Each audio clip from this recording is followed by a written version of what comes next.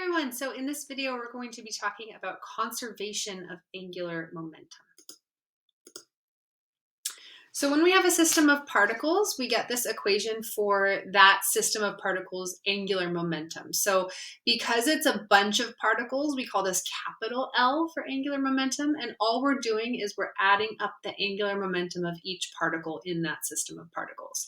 Now, of course, if we have a bunch of these, we can use sum notation. So we get the sum of the angular momentums going from particle 1 to whatever nth particle we have. We're just summing up the angular momentum of each particle.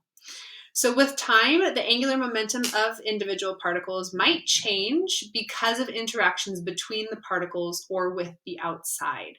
So if that changes with time, we get dl over dt, as in the change of angular momentum over time.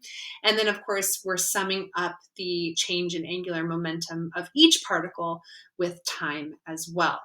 Now, we know from the last time when we talked about angular momentum that when we have a change in momentum over time, it's due to a torque. So that net torque on each particle is going to be equal to our change in momentum over time, a change in angular momentum over time. So the rate of change of the system's angular momentum, capital L, is equal to the vector sum of the torques on its individual particles.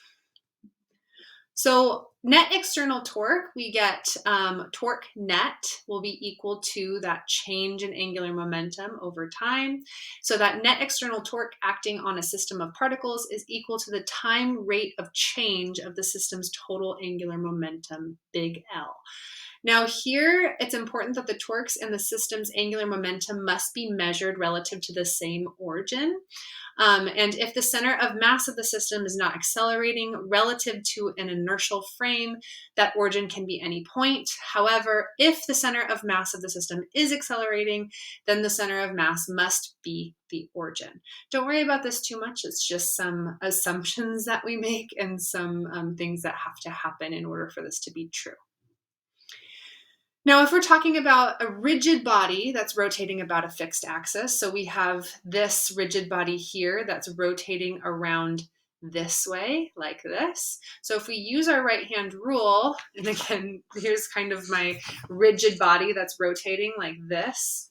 So if we use our right-hand rule, we point our fingers in the direction of the r vector, curl our fingers in the direction of the p vector, and then our thumb points upwards. So we can see that the angular momentum vector is actually going to be upwards like that. So here is our equation for our angular momentum. And again, we're using that subscript I to denote that we're talking about each particle in this rigid body.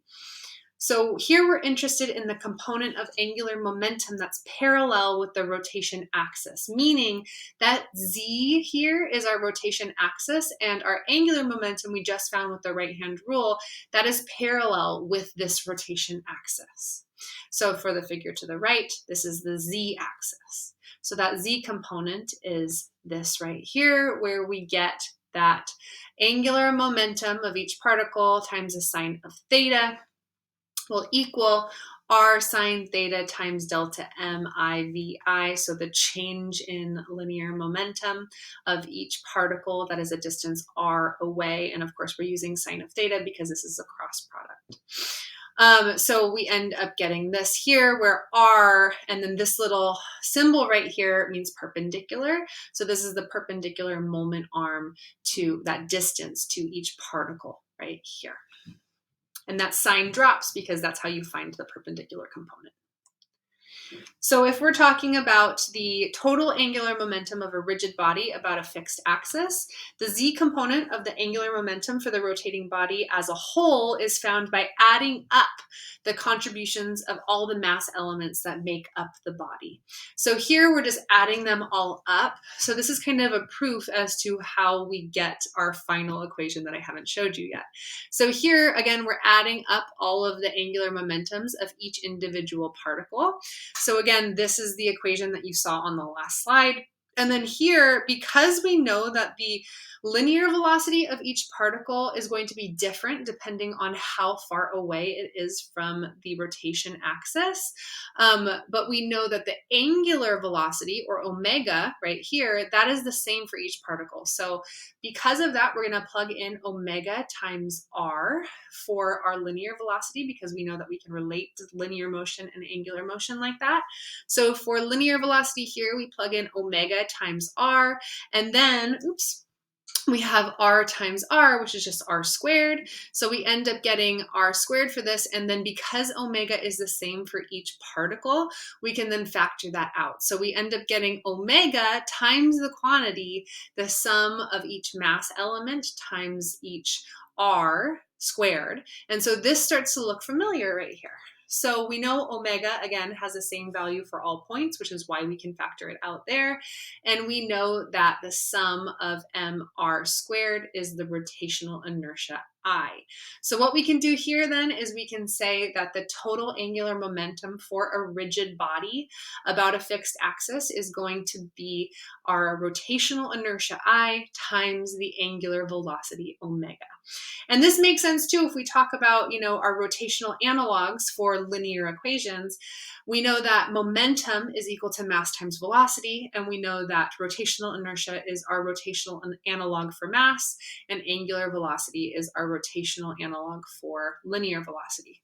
So this equation, again, is kind of a reiteration of our momentum equation, but in angular form. So angular momentum is equal to rotational inertia I times omega, our angular velocity. Now, when we have conservation of angular momentum, just like we have conservation of linear momentum, basically what we're saying, if there's no outside forces, no outside torques, then our angular momentum is going to be constant.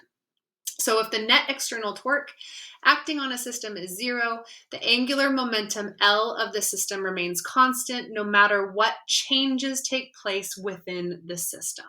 So depending on the torques on the system, the angular momentum of the system might be considered in only one or two directions. Conserved in only one or two directions, but not in all directions. So this is the equation for the conservation of angular momentum. We've seen an equation like this before. So our total angular momentum initial will equal total angular momentum final.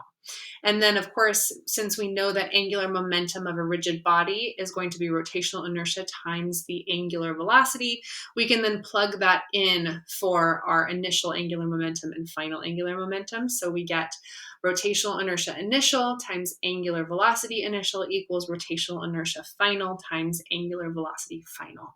Now, if this is made up of multiple particles, which I will have an example of that, then you will add up the rotational inertias. And the angular momentum. So I will show you what I mean by that. This makes a little bit more sense when you see some actual examples of this equation here.